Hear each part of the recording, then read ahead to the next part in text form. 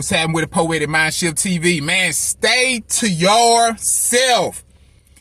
Isolation can be necessary. You understand what I'm saying? I done went through a whole, man, I'm telling you, man, I done went through a whole situation, man, with just me just isolating myself and just fighting my demons and meditating. You understand what I'm saying? I did that. You feel me? So, man, isolation can be necessary. You feel me?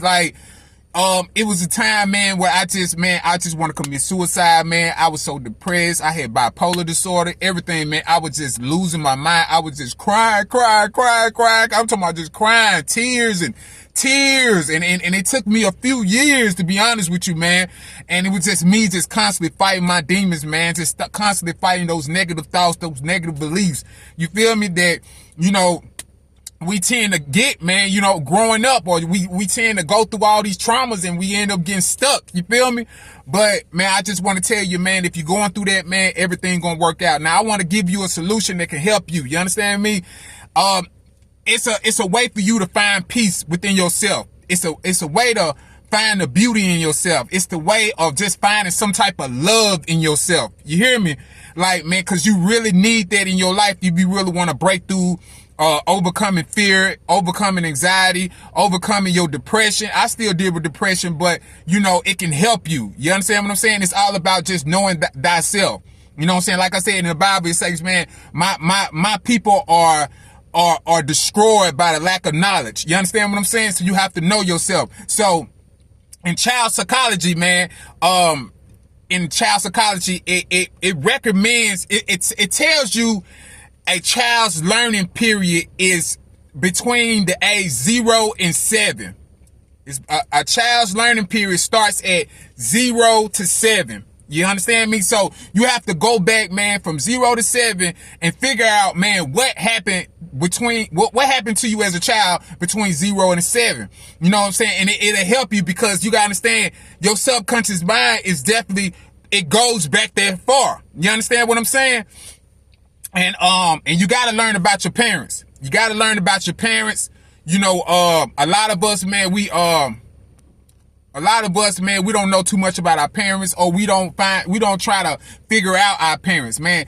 I'm gonna tell you one time, man, my mama, man, I found out my mother, just talking to my mother, just having a conversation with my mother, cause she was in the hospital at this time. So just having she just got diabetes and all that, but she's a little healthier right now. So, but I was talking to her, man. My mama, she was telling me she was never raised by her father, by her real father. Did never know that. Just found that out. So my mother had abandonment issues. So you gotta understand, her giving birth to me, I'm gonna have those traits. I'm gonna have those traits as abandonment issues. She's not gonna even give me the love that I need to be nurtured as a child, me. And so I'm going to develop abandonment issue. It was going to happen. It was destined for me to have these fucking abandonment issues. So, I got that from my mother, by her not even having a father in her life. You understand what I'm saying? Mother was in her life, but a father wasn't in her life. And women, they tend to really have issues when they're not raised by their father. It's a scientific fact. It's a biological fact. So, but I want you to do this. It's not really a test. I want you to write things down. These are the pros and the cons, the positive and the negative of your parents. If you don't know your parents, it might be hard for you to do it, but you can still do it. You understand what I'm saying? You just gotta look more deeper than, or you can ask family members, or you can ask, you can ask your mother if she's still around, or if you didn't have both parents, you can still look within yourself and try to figure things out, the best way you know how. But, I just wrote it down, man. Really, man, just, I wrote my, I don't know if you can see it. You might can't see it, but I wrote down my pros and cons. You feel me? I wrote down my pros and cons. I don't know if you can see it or not, but I wrote down my pros and cons of, my father and my mother. So, try to take the positive things from your mother and try to take the positive things at your father and try to utilize that in your life. You understand what I'm saying? Not be just like them, but just know these are the reason you're feeling this way. You know what I'm saying? These are the reason why you having these thoughts, because whatever you thinking, you know, it's going to create how you feel, and then however you feel is going to cause a vibration, and after it causes that vibration, it's going to create your reality. So, and you're going to be attached to things like that. You understand what I'm saying? So, you know, just like my mother, she's kind of light brown skin, so I'm kind of light brown skin. My daddy was dark. I'm a little dark. You understand? My daddy was, my mom and my daddy, they was athletes, you know what I'm saying? So I wasn't athletic growing up, but as I get older, I'm getting more athletic, you know, so that's where that comes from. You know, my dad liked to read. He read a lot before he passed away. You know what I'm saying? My mama, she loved to cook. I love to cook. You understand what I'm saying? So things like that, just giving you an example. So just, you know, look at that, you know, my negative side. My mama, she worries a lot. You know what I'm saying? She can be controlling. My daddy, he was an alcoholic. You know what I'm saying? I worry a lot. I can be controlling. You know, and my daddy was an alcoholic. You know what I'm saying? He dealt with alcoholism. And, you know, I dealt with alcoholism, but end up sobering up. You understand what I'm saying? So you just, man, it will help you really figure out who you are, because the more you know who you are, the more you'll find the beauty in yourself, and the more the fear go away. You know what I'm saying? I don't get scared. I don't have as much fears as I used to. I don't have as much stress. I still deal with stress. I deal with fears. You know, this is just life. This is how life is, and you just deal with it. And you know, and you try to find out the best way to cope with things. You understand what I'm saying? And I try to find best things to cope with. You know, instead of having sex all the time, you know, I like to write. You know, a lot of us like to use cheap coping mechanism to deal with depression, stress, and fears. You know, a lot of us do it, and sex is the main thing. You got games. You know, guys like to get on. I mean, guys and girls like to get on games. It's a coping mechanism. It's a way for you to escape. You feel me? It's a way for you to escape your fears. It's a way to escape your you know, just your pain, you know, your stress, you know, the bills and all that. You gotta understand, when you use games, you know, you use sex, you use alcohol, you use drugs, you're using it as a coping mechanism to escape reality. You feel what I'm saying? You gotta understand, those things will make you feel like the king of the world. You know, them things will make you feel like the queen of the world. For however long that you do it, it could be your phone, it could be social media, it could be anything. You could be using it as a coping mechanism to run from self. You're basically running from self. You know what I'm saying? And I deal with that a lot, especially like I can chase behind women and stuff like that. You know, dick be getting, you know what I'm saying? Dick be getting hard. You feel what I'm saying? And sometimes as men, we like to, when our dick get hard, it just seems like we just gotta fuck. We just gotta fuck when you really don't have to fuck. You really don't, but we use it as a coping mechanism. It's a small standard, you know what I'm saying? It's a small, low self-esteem coping mechanism to deal with pain and pressure and fears and anxiety and all that. You feel me? You know what I'm saying? Have you ever just met somebody and just like, you know, all they want to do is just fuck? You know what I'm saying? I just want to fuck. I just want to have sex. I just want to have sex. And you know what I'm saying? And it's like, what's wrong with you? You know, every minute they just got to have sex about something, because it's something going on with them in the inside of them. You know what I'm saying? And they got to have sex because they got to escape.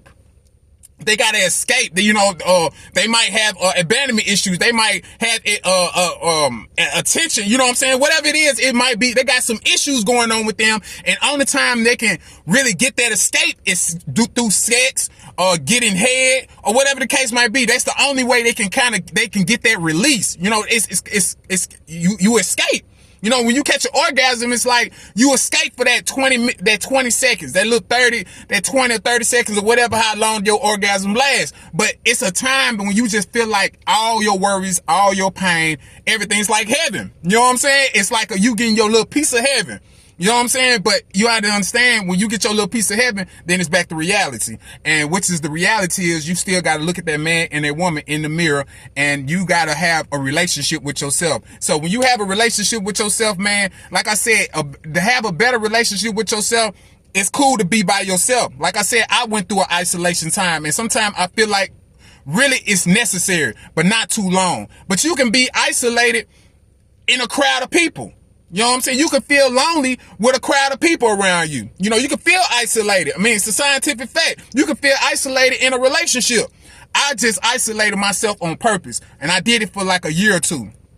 Yes, long as hell. And like I said, I dealt with a lot of years and tears. And when I say that, I'm being for real.